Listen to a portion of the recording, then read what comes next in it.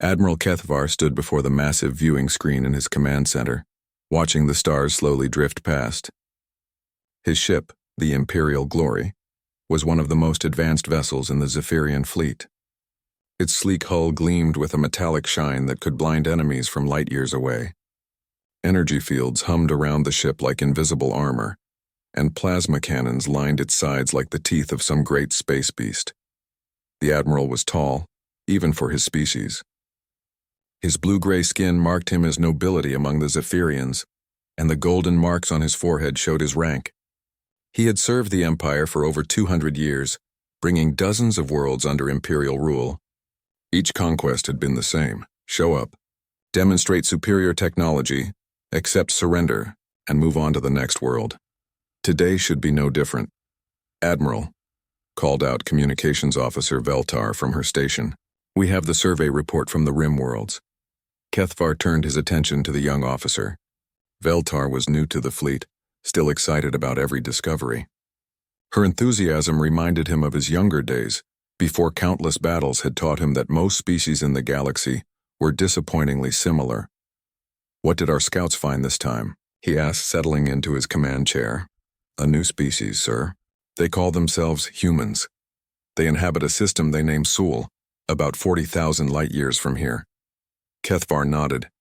"Another primitive species to add to the Empire. Show me their technology assessment." The main screen changed to display a detailed report. Kethvar read through it quickly, his expression growing more amused with each line. These humans were even more backward than usual. "Chemical rockets?" he said aloud, causing several bridge officers to look up from their stations. "They still use chemical propulsion?" "Yes, sir," Veltar replied. "Our scouts observed several of their vessels. They appear to be constructed from metal plates welded together. No energy fields, no plasma drives, no quantum processors. The ships are large and bulky, nothing like our elegant designs." Science Officer Mordak approached the Admiral's chair, carrying a data tablet. "Sir, I've completed the technological classification. Based on their observed capabilities, I recommend classifying them as Type 2 developing species." Kethvar almost laughed. Type 2 was barely above Stone Age. These humans would make excellent workers in the Empire's mining operations and construction projects. They seemed strong enough for manual labor, and their primitive technology meant they would offer no resistance to Imperial forces. "How many worlds do they control?" he asked. "Just one, sir. They have a few small stations around their star system, but nothing significant. Their population is estimated at around 8 billion. Perfect size for integration," Kethvar mused. 8 billion new workers would boost the Empire's productivity significantly. Prepare the standard incorporation fleet. 200 ships should be more than enough. "Sir?" Veltar interrupted. "Should we follow standard first contact protocols?" "Of course. We'll give them the usual choice. Join the Empire peacefully or be conquered. Though with technology this primitive, I doubt they'll choose war." Over the next several days the Imperial fleet assembled. 200 of the Empire's finest ships gathered in formation, their hulls gleaming in the light of nearby stars. Each ship was a masterpiece of engineering, powered by controlled miniature suns and armed with weapons that could crack planets. The fleet included battleships as long as cities, destroyers that moved faster than light itself, and support vessels carrying enough firepower to sterilize entire solar systems. It was a force that had never faced serious resistance in over 1,000 years of Imperial expansion. Admiral Kethvar reviewed the fleet roster one final time. The Imperial Glory would lead the formation, followed by 15 other command ships. Behind them came wave after wave of smaller vessels, each one capable of destroying anything these primitive humans might throw at them. "All ships report ready for jump." "Admiral," announced Navigation Officer Ternak. "Excellent. Begin final preparations for departure." As the fleet prepared to enter hyperspace, Kethvar thought about how this conquest would unfold. First, they would emerge in the human system and take defensive positions around the major planets. Then he would broadcast the standard surrender demand: join the Empire or face destruction. The humans would probably panic when they saw the Imperial fleet. Most primitive species did. After the humans surrendered, Imperial administrators would arrive to begin the integration process. The humans would be relocated to worlds better suited for their labor capabilities. Their homeworld would become another Imperial colony, its resources feeding the Empire's endless hunger for expansion. It was all very routine. Kethvar had done it so many times that he could predict exactly how each step would go. The only question was whether the humans would surrender immediately, or require a demonstration of Imperial power first. Jump coordinates locked in. "Sir," reported Ternak, "all ships. Prepare for hyperspace jump on my mark," Kethvar announced over the fleet communication system. 200 ship captains acknowledged the order. Begin jump sequence. Space around the Imperial fleet began to twist and bend. Reality itself seemed to fold as the ships prepared to leap across the galaxy in an instant. This was the power of Imperial technology, the ability to travel vast distances in moments, to appear anywhere in the galaxy with overwhelming force.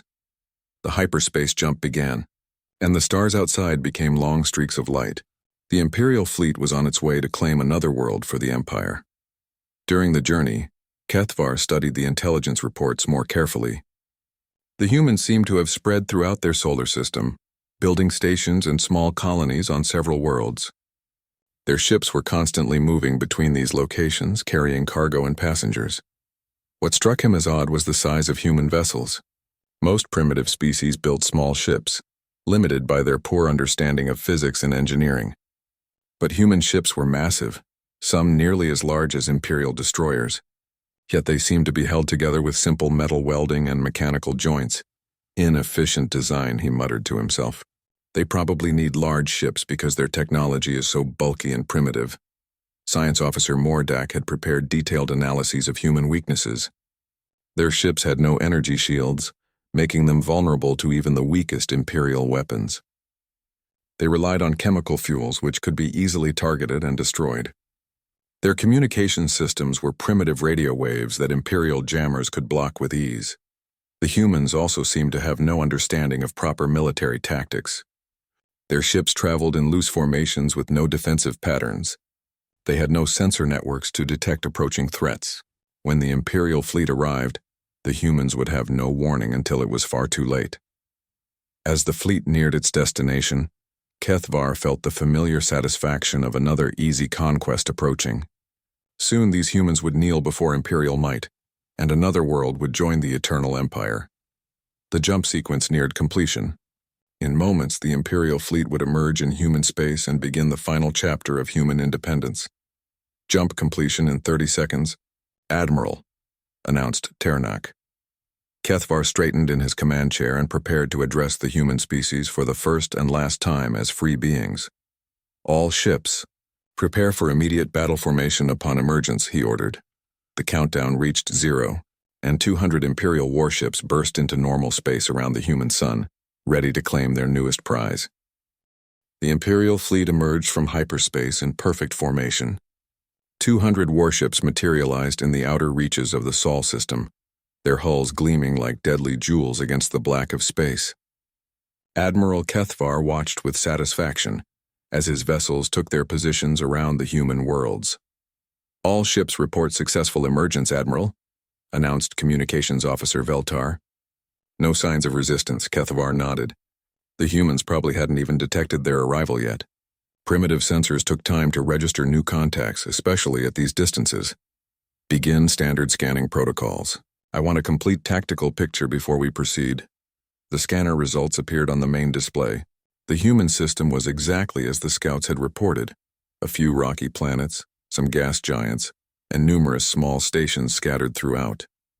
Human ships moved between these locations like slow cargo haulers, completely unaware of the massive fleet that had just arrived. "Sir," Science Officer Mordak called out, "I'm detecting approximately 300 human vessels throughout the system. Most appear to be civilian transports and cargo ships. Any military vessels? It's difficult to tell, sir. All human ships have the same basic design, large, blocky, and constructed from welded metal plates. None show the characteristics we typically associate with warships." Kethvar almost smiled. These humans were so primitive they didn't even have proper military vessels. Their entire defense consisted of converted cargo ships, open communication channels. "It's time to introduce these humans to the Empire." The communication system activated, broadcasting on all frequencies the humans might be using. Kethvar had given this speech hundreds of times before, but he still took pride in delivering it properly. "Attention, human vessels and installations," his voice echoed across space. "I am Admiral Kethvar of the Zephyrian Galactic Empire. Your species has been selected for incorporation into the Empire. You have 1 standard hour to surrender all military forces and prepare for integration. Resistance will result in the complete destruction of your civilization." The message repeated automatically on all channels. Now came the waiting period. Usually primitive species needed time to understand what was happening and organize their surrender. But instead of panic or desperate pleas for mercy, something unexpected happened. "Unknown vessels," came a calm human voice over the communication system. "This is Captain Sarah Chen of the United Earth ship Indomitable. We received your message. Before we respond, we'd like to show you something. Would you be interested in a demonstration?" Admiral Kethvar blinked in surprise. In all his years of conquest, no primitive species had ever responded with such confidence. They usually begged for mercy or demanded to know who dared threaten them. "A demonstration?" he replied. "What could you possibly have to show the Imperial fleet?" "We understand you have superior technology," Captain Chen's voice continued. "We'd like to learn from you. Could you show us how your weapons work? Perhaps demonstrate your firepower on that asteroid near Jupiter." Kethvar looked at his tactical display. The asteroid in question was about 2 kilometers across, a reasonable target for a demonstration. The human request seemed innocent enough. Perhaps they wanted to see Imperial power before surrendering. "Very well," he announced. "All vessels observe as the Empire demonstrates its technological superiority." He selected the battleship Star Crusher for the demonstration.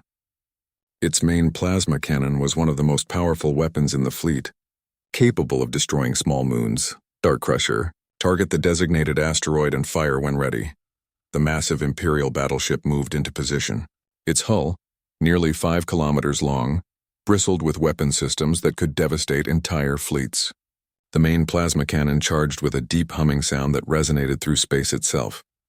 A brilliant beam of superheated plasma lanced across space, striking the asteroid dead center. The rock simply ceased to exist, vaporized instantly by temperatures hotter than the surface of a star. Where a 2-kilometer asteroid had been, only expanding gas and debris remained. "Impressive destruction," came Captain Chen's voice. "Your technology is truly advanced. Now, if you don't mind, we'd like to show you some of our mining equipment." "Mining equipment?" Kethvar almost laughed. What could primitive human mining tools possibly demonstrate after witnessing Imperial plasma cannons? "Proceed with your demonstration," he said, curious to see what these humans considered impressive. A single human ship approached from the direction of Jupiter. It was exactly as the reports had described, a massive, ugly vessel that looked like it had been assembled in a scrapyard. External pipes and cables ran along its hull, and the whole thing was covered in thick metal plating that had been welded together with visible seams. "That's their demonstration ship?" asked Science Officer Mordek. "It looks like it's about to fall apart." The human vessel was indeed enormous, nearly 8 kilometers long and 3 kilometers wide. But it had none of the elegant curves and flowing lines of Imperial design. Instead, it was all angles and flat surfaces, like a giant metal box with engines attached.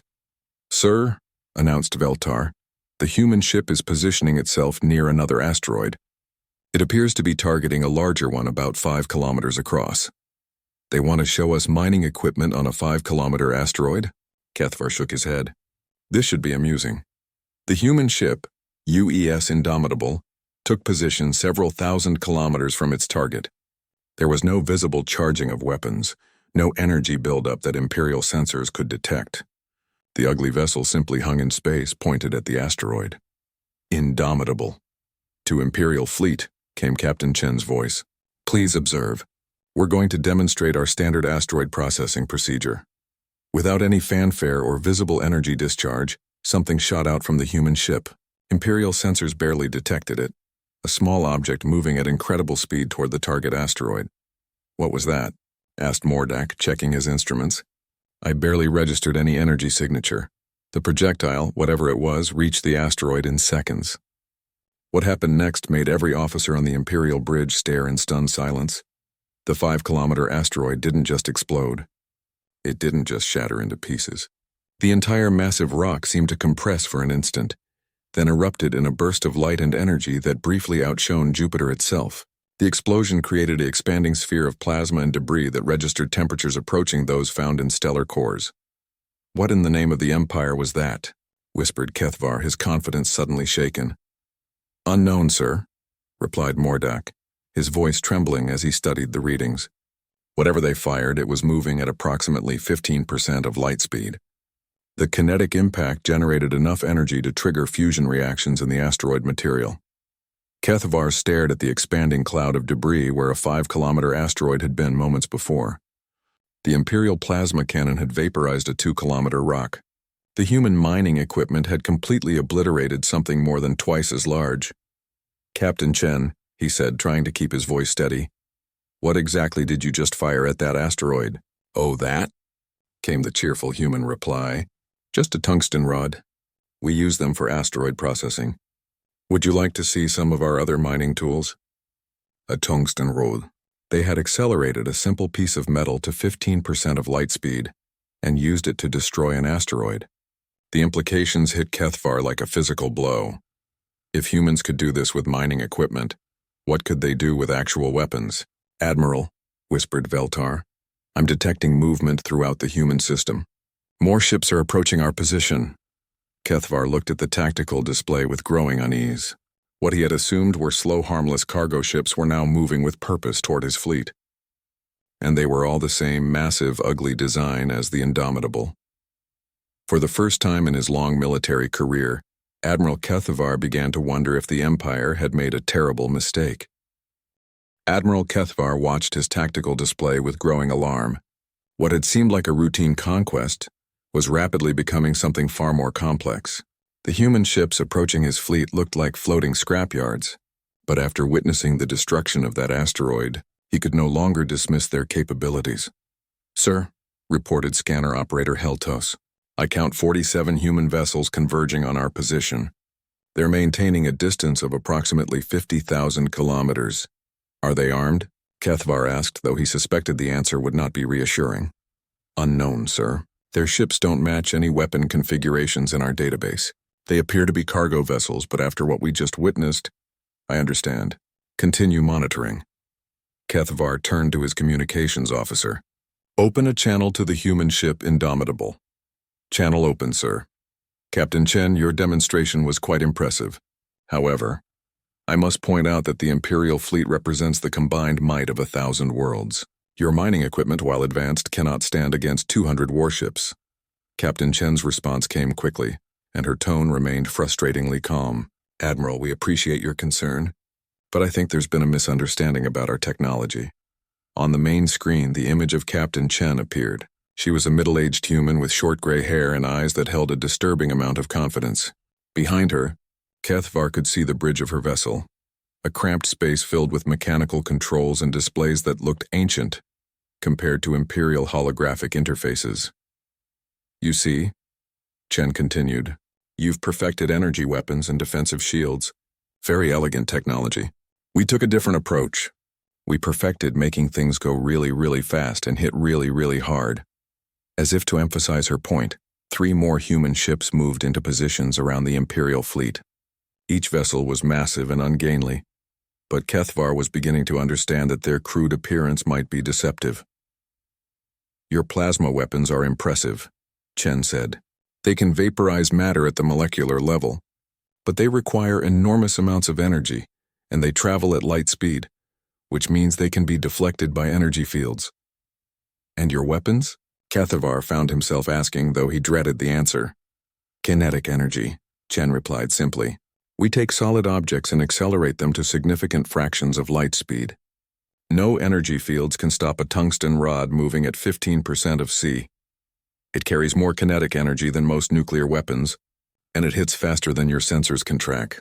Science Officer Mordak approached the Admiral's chair, his face pale. "Sir, I've been analyzing the energy readings from their demonstration. If they can accelerate projectiles to those speeds consistently, their effective weapon range would be—" "What?" Kethvar demanded. "Essentially unlimited within a solar system, sir. At 15% of light speed, they could hit targets anywhere in this system within hours." The implications were staggering. Imperial weapons, for all their power, had limited range and required direct targeting. These human kinetic weapons could strike targets across vast distances with devastating effect. Captain Chen, Kethvar said carefully, "Are you suggesting that your cargo ships are actually armed vessels?" Chen smiled, and it was not a reassuring expression. "Admiral, humans learned long ago never to send an unarmed ship into space. You never know what you might encounter out here." She gestured to something off-screen, and the view changed to show the interior of her ship's cargo hold. What Kethvar saw made his blood run cold. The cargo bay was enormous, easily the size of an Imperial destroyer's main hangar, but instead of cargo containers, it was filled with thousands of metal rods, each one secured in what appeared to be an acceleration chamber. At the far end of the bay, a massive electromagnetic launcher system stretched the entire length of the ship. "This is just one of our cargo haulers," Chen explained. "We converted the cargo space to carry about 10,000 tungsten penetrators. Each one can be accelerated to 20% of light speed. 10,000 projectiles, each one capable of obliterating anything it hit. And this was just one ship." "Sir," whispered Communications Officer Veltar, "the other human ships are opening their cargo bays." The tactical display updated to show dozens of human vessels revealing similar weapon systems. Some carried the same tungsten rod launchers as the Indomitable. Others displayed different configurations: massive coil guns, particle accelerators, and devices that Kethvar couldn't identify. One particularly large human ship opened its bay to reveal something that made Mordak gasp audibly. "Admiral," the science officer stammered, "that ship appears to be carrying a contained gravitational singularity." "A what?" "A black hole, sir. They're using it as a power source." Captain Chen's voice cut through the shocked silence on the Imperial bridge. "That's the UES Dreadnought. We use her for really stubborn asteroids. The gravity well can crush just about anything, and the energy output lets us accelerate projectiles to 30% of light speed." 30% of light speed. Kethvar tried to imagine the destructive power of projectiles moving at such velocities. Even Imperial shields designed to deflect energy weapons would be useless against solid matter moving that fast. "How many ships like this do you have?" he asked, though he wasn't sure he wanted to know the answer. "Oh, we've got about 300 vessels in the Sol system alone," Chen replied casually. "Most are standard cargo haulers like mine, but we have some specialized ships for different situations. The UES Relativistic can accelerate projectiles to 40% of light speed, but she takes a while to charge up. 300 ships, each one capable of destroying Imperial vessels with ease, and they were spread throughout the system, surrounding his fleet from every direction."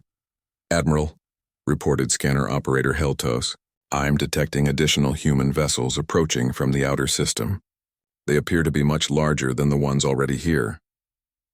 The main display showed new contacts moving in from beyond the orbit of Pluto. These ships were truly massive. Some appeared to be 20 kilometers long or more.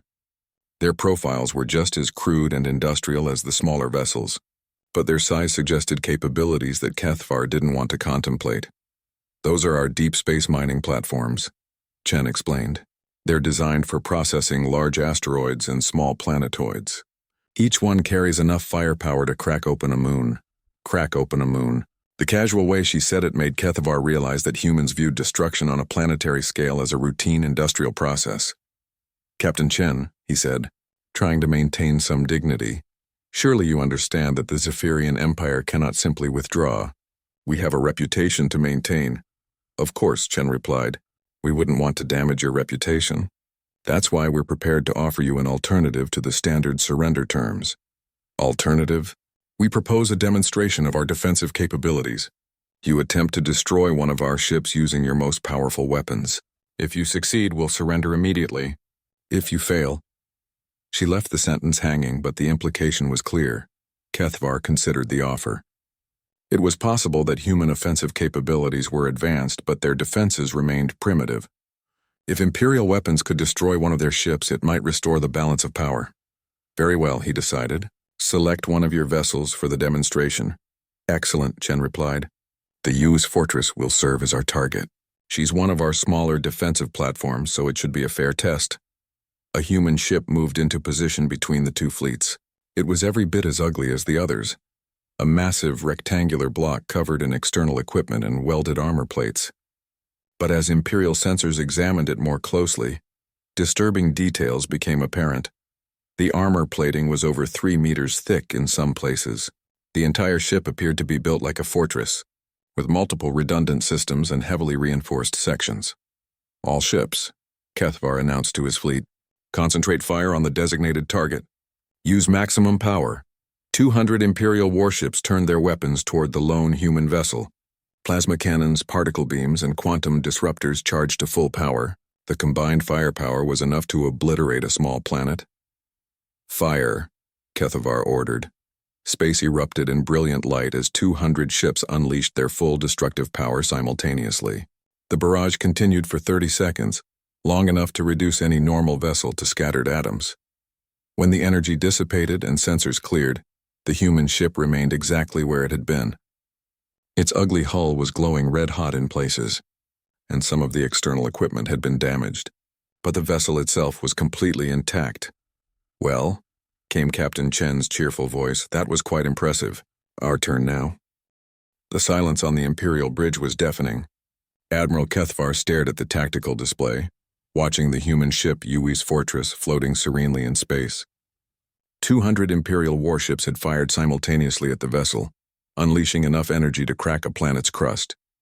The human ship looked like it had been through a mild thunderstorm.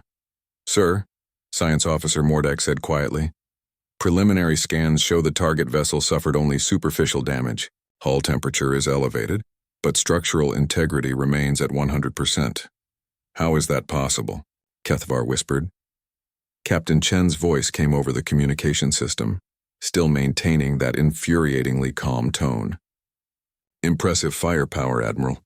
We measured the energy output at approximately 12 terawatts sustained. Very impressive for energy-based weapons." On the main screen, Chen appeared again, but this time the view included more of her ship's bridge.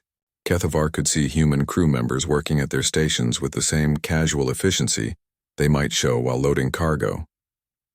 "The fortress is built using what we call layered redundancy," Chen explained. "The outer hull is designed to absorb and distribute energy across multiple armored layers.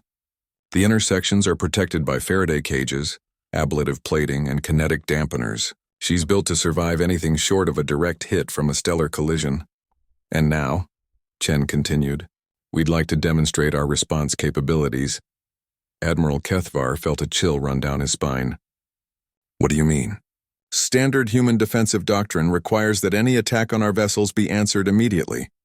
The Yui's hammer will provide our response." A new ship approached from the human formation. It was even larger than the fortress, with a hull that seemed to be nothing but weapon systems and armor plating. Unlike the other human vessels, this one had a single massive structure running along its entire length, what appeared to be an enormous magnetic acceleration system. "The hammer is one of our dedicated defense platforms," Chen explained. "She carries a single primary weapon system designed for long-range engagement." "Sir," reported scanner operator Heltos, "the human vessel is charging some kind of magnetic system. Energy buildup is off the scale." "All ships raise shields to maximum," Kethvar ordered. "Prepare evasive maneuvers."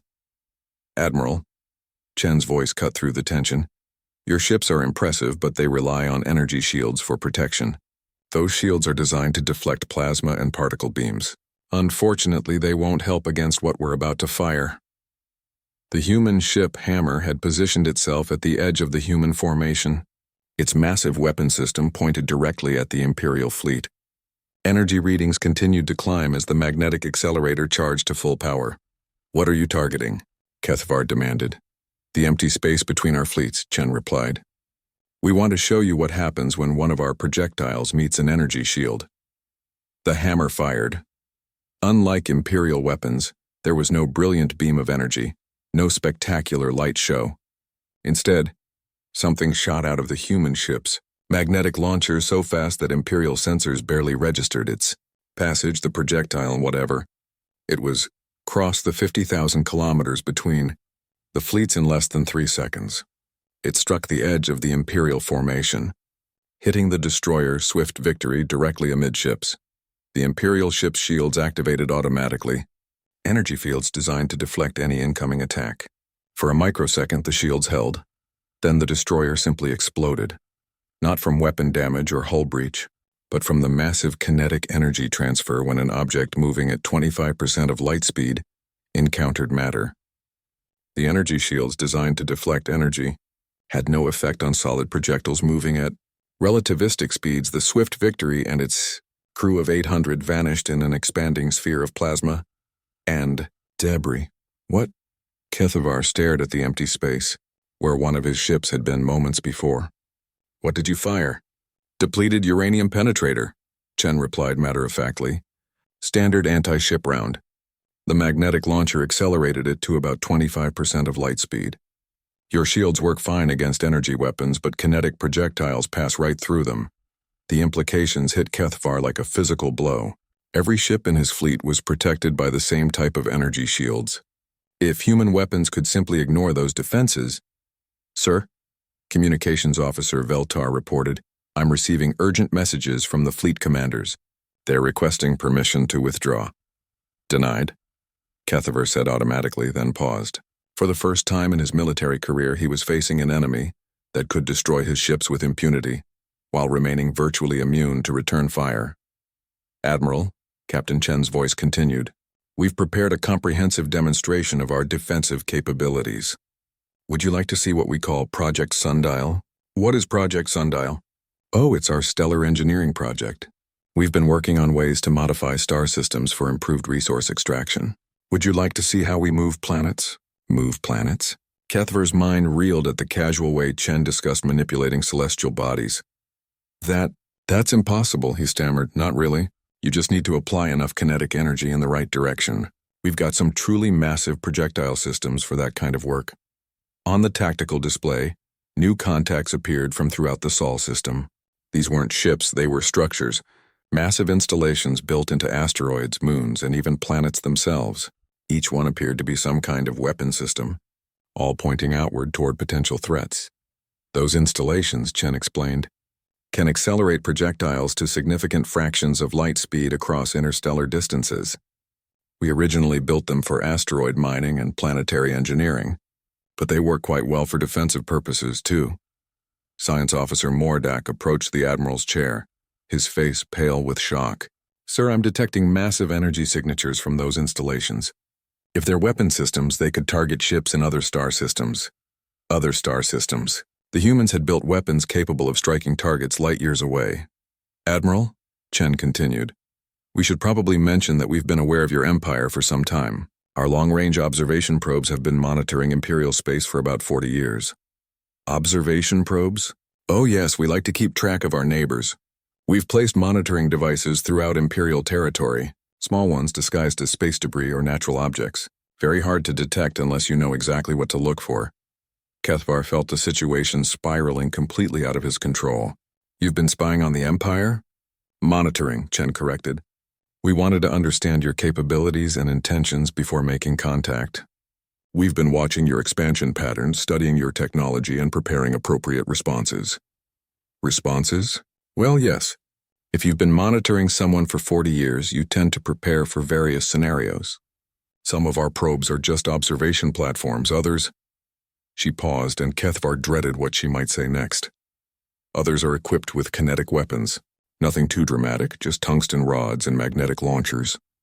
But they're positioned throughout Imperial space, ready to target key installations if necessary.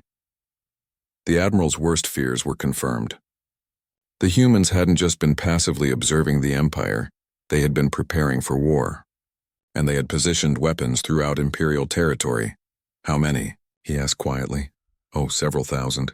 We've placed them near every major Imperial world. All the important military installations, most of the major trade routes, standard defensive precaution when dealing with an aggressive expansionist power. Several thousand weapons, scattered throughout the Empire, ready to strike at any target the humans chose. Admiral, Science Officer Mordak whispered, if they can accelerate projectiles to 25% of light speed, their weapons could reach any target in Imperial space within a few years at most.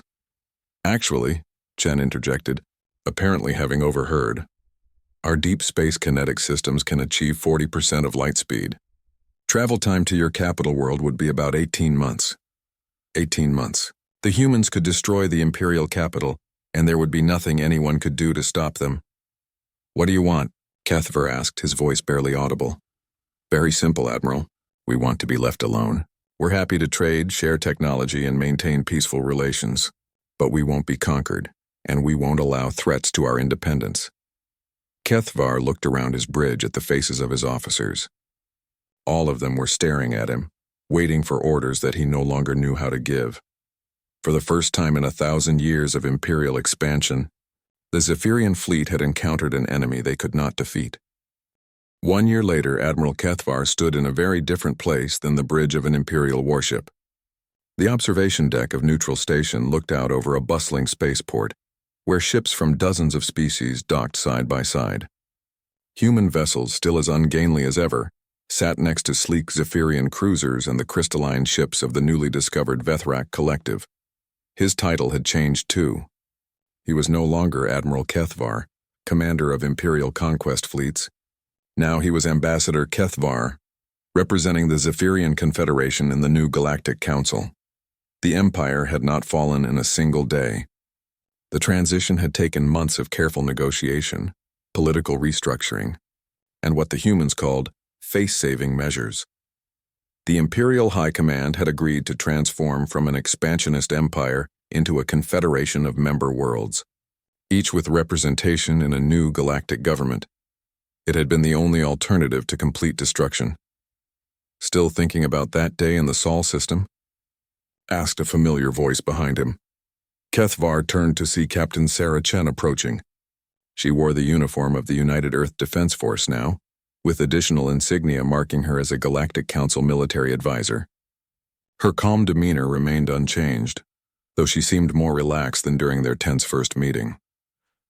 It's hard to forget, Cathvar admitted. 1,000 years of Imperial dominance ended in a single afternoon. Not ended, Chen corrected, settling into a chair beside him. Transformed. Your people are still leaders in the galaxy. You just learned to lead through cooperation instead of conquest. Through the observation window, Cathvar watched a massive human cargo ship docking at the station. Its hull was still covered in visible welds and external equipment, but he now understood that the crude appearance hid incredibly advanced technology. I have to ask, he said, how long had humanity been preparing for contact with the Empire? Chen smiled. About 200 years, give or take. We detected signs of your expansion pretty early in our space program. By the time we figured out you were conquering other species, we decided we'd better be ready. 200 years of preparation? Well, we had other projects too. Terraforming Mars, building the Jupiter industrial complexes, exploring the outer system. But yes, defense planning was always a priority. Humans learned a long time ago that if you want peace, you'd better be prepared for war. Cathvar nodded slowly. Your kinetic weapons technology, where did that come from? Necessity, Chen replied. Energy weapons require massive power sources and complex targeting systems. Kinetic weapons just need a way to make things go really fast. Much simpler engineering, and the physics are straightforward. Plus, once you fire a tungsten rod at 20% of light speed, it doesn't matter what kind of shields the target has. And the mining equipment story? Chen laughed. That was completely true. Those really were mining tools. We just never mentioned that we designed our mining tools to double as weapons. When you're breaking up asteroids for resources, the same technology that cracks rocks can crack spaceships. A new ship was approaching the station, one that Cathvar didn't recognize. It had the angular, crystalline structure that marked it as belonging to the Vethrak Collective, the species discovered on the far rim just 6 months ago.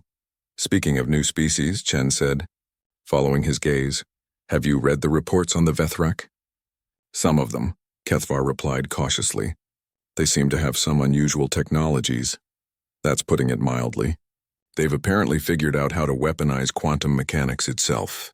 Their ships can fire through folded space-time, hitting targets in different dimensions. Cathvar felt a familiar chill. Please tell me humanity isn't preparing for war with them too. Actually, Chen said, we're working on a joint research project. They're interested in our kinetic systems, and we're fascinated by their quantum weapons. Turns out they're as peaceful as we are. They just want to be left alone to pursue their research. And if they hadn't been peaceful? Chen's expression grew serious. Then we would have found a way to deal with the threat. That's what humans do, Ambassador. We adapt, we find solutions. We make sure we can protect ourselves and our friends. A soft chime indicated an incoming message. Kethvar activated his personal communicator to find a priority transmission from the Confederation capital. "Ambassador," came the voice of Foreign Minister Telnar. "We need you to return to the capital immediately. We've received another survey report from the Rim worlds." Kethvar exchanged glances with Chen. New species discoveries always brought uncertainty to the galaxy. "What did they find this time?" he asked. "A species calling themselves the Koran hierarchy. They appear to have achieved faster than light travel through some kind of dimensional folding technology. Early observations suggest they've conquered most of their local star cluster. Another conquering species."